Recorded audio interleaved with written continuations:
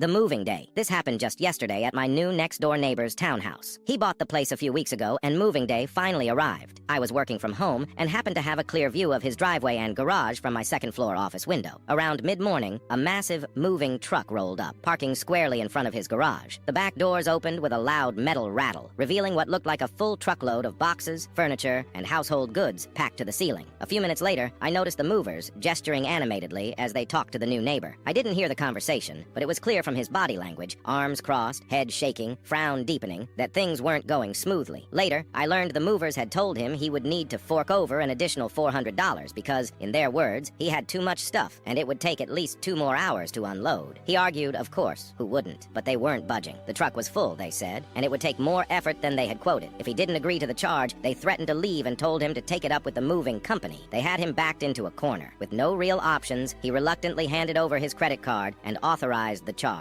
Once that was settled, the movers told him it would be easier to bring everything in through the garage, as the front door had a steep flight of stairs that would slow everything down. There was a car in the garage, and they asked him to move it so they could begin unloading. Without saying much, he pulled the car out, letting the truck back right up to the garage for easy access. From there, everything went smoothly. I watched as furniture, boxes, and plastic-wrapped mystery items were carried into the house. The job didn't even take the 2 extra hours they had claimed. It took about an hour, maybe a bit more. Once they were done, the truck was loaded with nothing but air, and the crew started packing up their dollies and straps, getting ready to drive off. That's when the real fun started. The movers turned to the new neighbor and asked him politely to move his car, which he had parked behind the truck after unloading, blocking them in. He smiled and told them that his wife had the car keys and had gone out shopping. He explained that when they said they'd need 2 more hours, she figured she had time to run errands. She'd be back soon. The movers weren't amused. They started pushing back, asking if there was any way to move the car, saying they had another job lined up and needed to be on the road. He shrugged. He wasn't rude, just calm and unbothered. He told them that he had paid for 2 extra hours, and since they insisted on charging him for that time, well, he figured he might as well get his money's worth. After all, they said it would take 2 hours. Wasn't his fault they were faster. The crew stood around awkwardly, clearly frustrated but unable to argue. They pulled out their phones, sat on the truck's edge, and waited. I saw one of them try calling their office. Another paced around, muttering under his breath. But the neighbor? He stayed inside, cool as a cucumber. Exactly 2 hours later, the front door opened. His wife strolled out, keys in hand, and moved the car without a word. The movers jumped into the truck and took off, clearly fuming.